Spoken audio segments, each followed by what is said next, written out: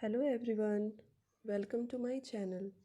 जैसा कि आपको पता है, बाबा साहब अम्बेडकर एजुकेशनल यूनिवर्सिटी की ओर से बीएड में हमें सेकंड सेमेस्टर में 10 लर्निंग डिज़ाइन और थर्ड सेमेस्टर में 60 लर्निंग डिज़ाइन करने होते हैं। तो आप सभी को मेरे इस लर्निंग डिज़ाइन से हेल्प मिलेगी, इसी होप के साथ मैंने ये वीडियो अपलोड किया है। तो दोस्तों, 60 लर्निंग डिज़ाइन का ये मेरा पहला लर्निंग डिज़ाइन है, जो कि मैंने वेस्ट बंगाल बोर्ड के क्लास 10 के बुक ब्लिस से कवर किया है।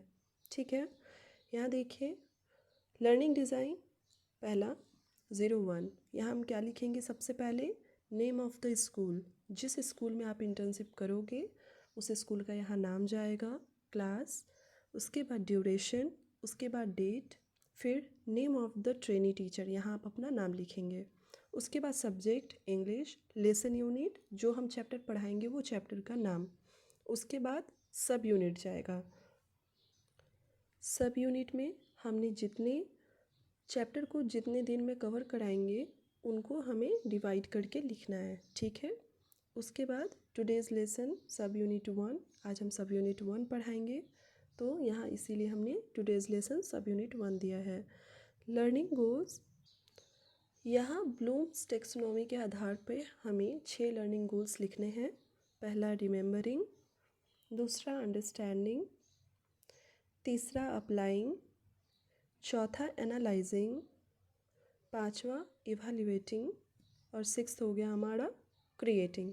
ठीक है, लर्निंग ऑब्जेक्टिव्स के बाद हमें लिखना है analyse learners and the context. यहाँ 2 से 3 क्वेश्चन हमें देने होते हैं। मैंने यहाँ 2 क्वेश्चन दिया है, आप अपने अनुसार 3 भी क्वेश्चन दे सकते हैं।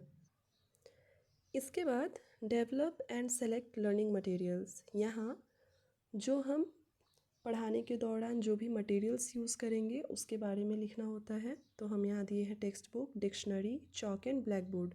यहाँ आप चार्ट एंड मॉडल भी दे सकते हैं अगर आपने क्लास में चार्ट एंड मॉडल यूज़ किया है तो। ठीक है, नेक्स्ट चलिए लर्निंग स्ट्रैटेजीज़, यहाँ लर्निंग एरिया और रिलेटेड स्ट्रैटेजीज़ लिखने होते हैं। यहाँ हमने पहले लिखा है अबाउट द ऑथर, छोटा से छोटा एक ब्रीफ समरी ऑथर के बारे में यहाँ हमें लिखना है। उसके बाद यूज़ ऑफ ब्लैक बोर्ड, यहाँ पे ब्लैक बोर्ड में हम ऑथर के बारे में लिखेंगे और उनके नोटेबल्स वर्क लिखेंगे। ठीक है, उसके बाद individual activity by the students ये लिखेंगे। फिर इंटरेक्टिव क्वेश्चन आंसर स्ट्रैटेजी जाएगा, यहाँ 3 से 4 क्वेश्चन हम लिख सकते हैं। ठीक है, नेक्स्ट जो सब यूनिट 1 में अबाउट द ऑथर के बाद जितना रिमेनिंग पैराग्राफ रह गया है उनका शॉर्ट समरी ब्लैक पेन से लिखेंगे और ब्लू पेन से जाएगा कि हम उस पैराग्राफ को कैसे पढ़ाएंगे, हमारा स्ट्रैटेजी क्या रहेगा, वो ब्लू पेन से लिखेंगे। तो यहाँ आप देख सकते हैं, यहाँ पे मैंने लिखा है कि हम कैसे पढ़ाएंगे इस पैराग्राफ को। ठीक है, उसके बाद क्या मीनिंग रहा है उस पैराग्राफ का, क्या क्या हम पढ़ाएंगे वो सारा इसमें जाएगा। उसके बाद यूज़ ऑफ डिक्शनरी जाएगा। ठीक है, फिर यूज़ ऑफ ब्लैक बोर्ड भी होगा, क्योंकि जब हम पैराग्राफ पढ़ाएंगे तो उसमें कुछ वर्ड्स होंगे जो हार्ड होंगे, उनका मीनिंग हमें कवर कराना है। तो यहाँ डिफ़िकल्ट वर्ड एंड उनके मीनिंग दिए हुए हैं। उसके बाद देखिए यूज़ ऑफ इंस्ट्रक्शनल मटेरियल, यहाँ अगर आपने चार्ट यूज़ किया है तो चार्ट के बारे में लिखेंगे, अगर मॉडल यूज़ किया है तो मॉडल के बारे में लिखेंगे, दोनों यूज़ किया है तो दोनों के बारे में लिख सकते हैं। मैंने सिर्फ चार्ट यूज़ किया था तो इसीलिए मैंने यहाँ चार्ट के बारे में लिखा है।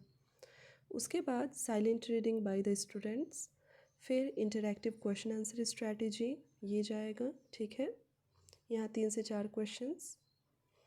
उसके बाद देखिए डिज़ाइन फॉर इवैल्यूएशन, यहाँ क्या होगा, सब यूनिट 1 से रिलेटेड जो क्वेश्चन आंसर हम बनाएंगे वो यहाँ पे हम लिखेंगे। तो एमसीक्यू टाइप क्वेश्चंस हमने लिखा है। उसके बाद true false, word meaning, fill in the blanks. ठीक है, ये सारे हमको लिखने हैं।